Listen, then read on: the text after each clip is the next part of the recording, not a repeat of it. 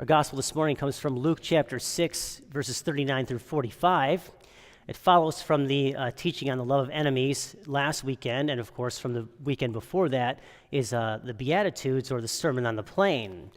And here today, and you're going to see how those are all actually connected, and today's actually builds upon even from the Beatitudes and the love of enemies till we get to today's gospel, which is this somewhat interesting proverbial text that we have before us. And the first thing we want to realize is that in the culture of the time, it was normal for rabbis to gather, apprentices around them or students. So the rabbis would gather people and they would teach them and train them. And so then this whole thing about teaching the people, who were not educated, because most people were peasants, they worked in the fields, etc., and they didn't have a whole lot of education, so they relied on verbal teachers to learn about God, to learn what is the right thing to do. And so then here we have Jesus actually teaching his disciples. It says that Jesus told his disciples a parable, but when we begin to read them, it seems more like they appear as a series of connecting proverbs.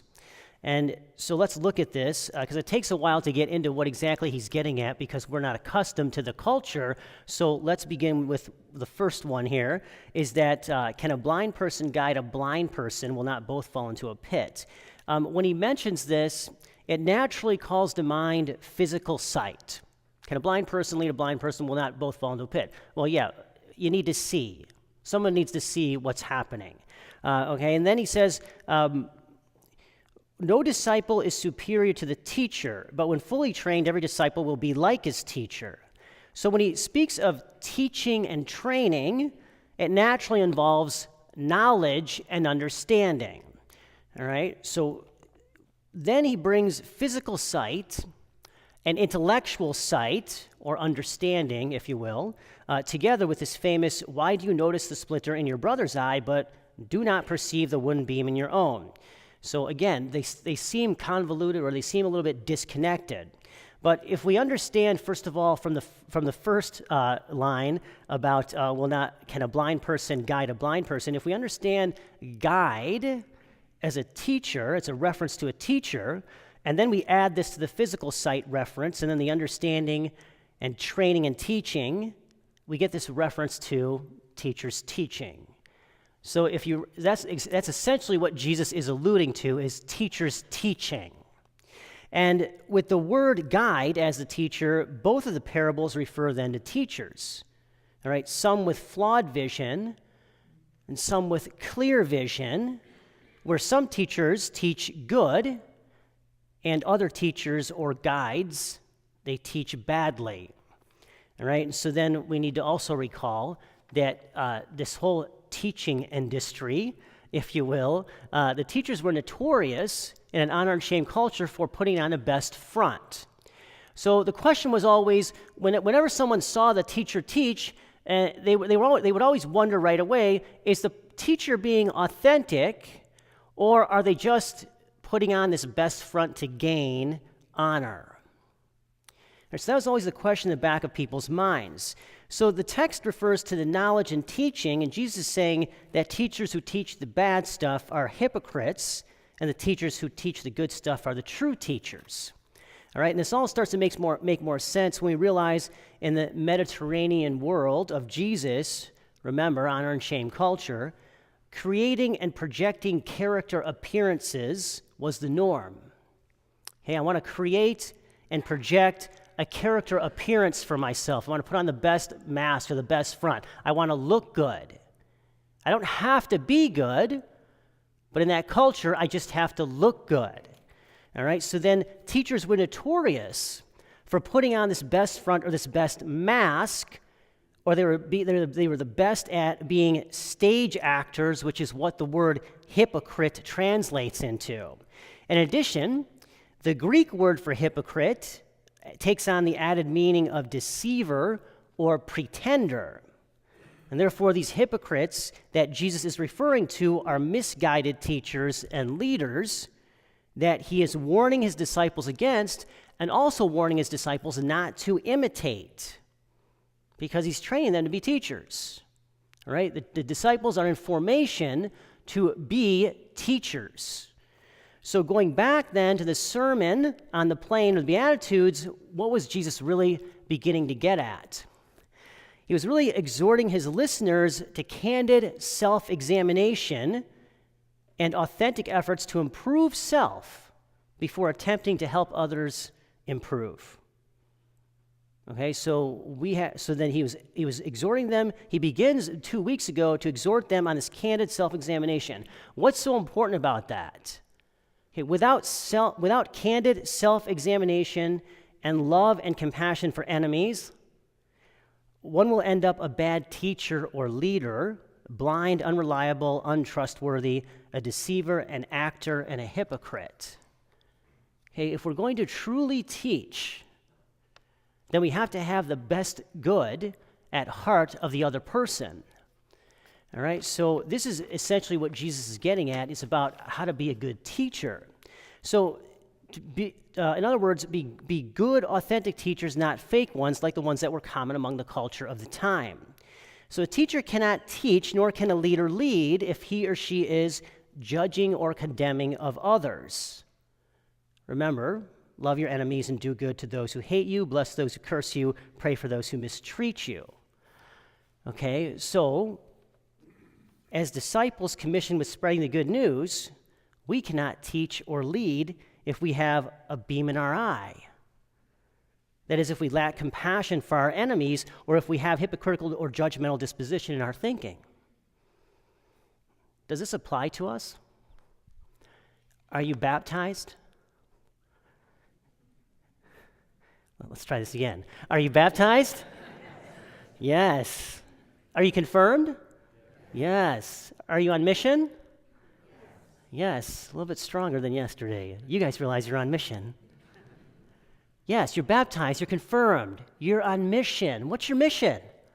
To spread the good news, to teach by the example of your life. You're on mission. This text applies directly to us, every Christian. We don't look at this text and go somehow, oh, I'm separated from this, I'm not a hypocrite. No, Jesus is warning us. Don't pretend to be Christian. Live it. If we're going to be able to spread the good news, if people are going to look at us and say, what is so different about you? If we're going to be able to share that Jesus Christ has come into the world so that he saves people, that he forgives people, then we have to be able to have our neighbor's good at heart. So it starts to build from the Beatitudes through the love of enemies to today in this gospel. That disciples are commissioned with spreading the good news, and we cannot teach and lead if we have a beam in our eye. If we lack compassion for our enemies, or if we have a hypocritical or judgmental disposition in our thinking. And if we do, then we must remove the wooden beam from our eye first. Then we will see clearly to remove the splinter in our brother's eye. That means that we will be able to teach well. That is, evangelize by our example. Okay, what are Christians notorious for? Not acting like Christians. Sorry, but this is what the reputation is. And we hear these things all the time, besides that we worship Mary and all this other stuff, but we need to be able to live our faith. And people need to see that. All right? So then if we're going to lead people, and this is our call, we are on mission, we are missionaries.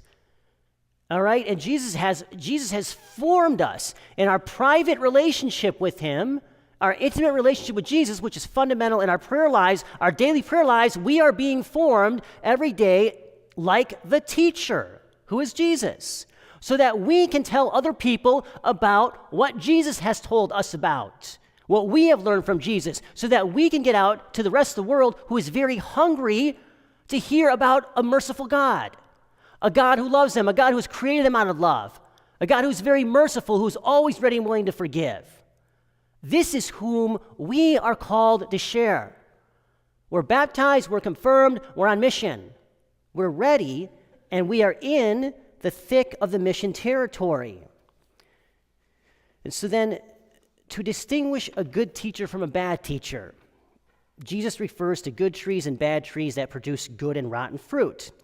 Now, all fruit trees have leaves or foliage, and they are considered to be, they're compared to be the words of the teachers. So all teachers speak words, but not all teachers bear the same fruit, just as not all teachers have good deeds. So the fruits are the deeds of the teachers. The leaves are the words. So the good teachers or good leaders and guides, they're known by their good deeds, and the bad or fake teachers are known by their bad deeds. Let's just think about our political landscape for a while. Pick your favorite politician. Pick your least favorite politician. Bring them to mind. Not going to say much more about that, okay? But you see in politicians, and remember what the first reading says. A person's faults are revealed in their speech, and that a person discloses the bent of their mind by the way they speak. All right, so there you have what Jesus is referring to. Candid self-examination leads to developing love of enemies. Okay, when I start to look at myself more often than the other person, when I start to look at when I'm more concerned about my relationship with Jesus instead of everybody else's relationship with Jesus, okay, then this is what we call candid self-examination, to know who we are before God. Candid self-examination leads to developing love of enemies, compassion for those who mistreat us, and understanding of those who hurt us, precisely because a heart full of divine love is formed through self-examination. How do you get a heart full of divine love? So the mouth speaks from the fullness of the heart. How do you get a heart like that? Self-examination. Daily recognition of who I am before God. That I am a sinner, that I am loved, that all the faults I notice in other people are just like my own. Only God knows the conscience of a person. Only God knows every single thing that has happened to a person that has led them to behave in that particular way or think in that particular way. And so this is where we start to understand.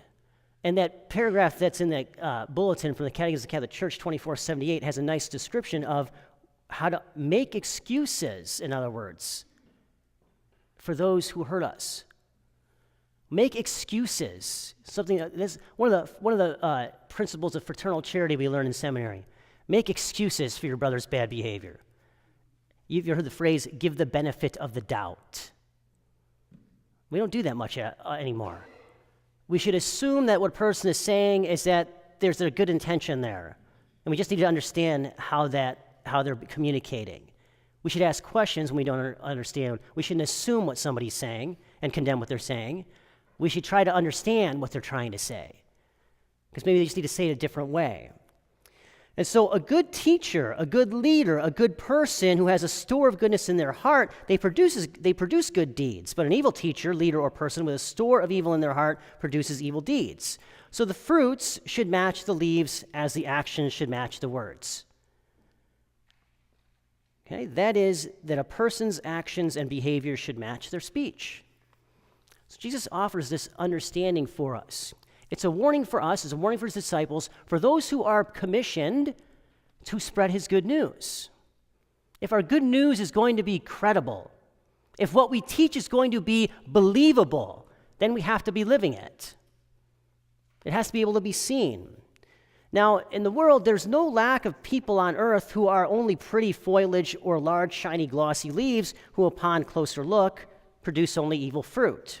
Again, you can think of our world today, our political landscape. So, meanwhile, though, many souls are looking to true disciples of Christ, true teachers and leaders to satisfy their hunger for God and their hunger for truth. And I'll give you a little example of this in my life. Lately, last 3 or 4 years, I get random voicemail messages left from all over the country. Florida, Maryland, Oregon, of course, Michigan. Just people who just leave messages, Father, my name is such and such. I would like to be in the church. I would like to be saved. And could you please pray for me? It's random voicemails. And it's okay. Sometimes I call them back and I get a hold of them. And I ask them, I'm like, okay, so are you baptized? No. Do you go to church? No. Do you believe in Jesus? Yes. Oh, I believe in Jesus, Father. Oh, okay. Well, belief requires you to kind of practice that belief. Is there a local church that you can go to? Oh, well, there is, but, the person I'm living with, they don't want to go. So you get every excuse why not to go to church. Okay, and so the people, they just don't know. They don't even know where to begin. There's so many people out there who need to hear what we know.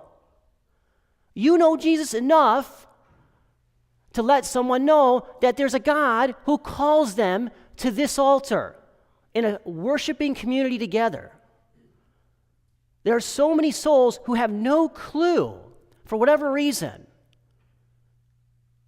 And they need that little word from us Catholic Christians who know about Jesus, who know enough about the Father. All right, this is the hunger that is in our world. And so when we look at the Beatitudes, the love enemies, and the continual honest self-examination, this adds up to disciples, teachers, and leaders formed in love, leading souls to God and satisfying their hunger through teaching the truth of Jesus. And so when we look at ourselves, the question that we might want to ponder is, have I been looking at myself too much lately? Or have I not been looking at myself enough lately? Or have I been too busy looking at others and I have forgotten to examine myself and how I am seeing things?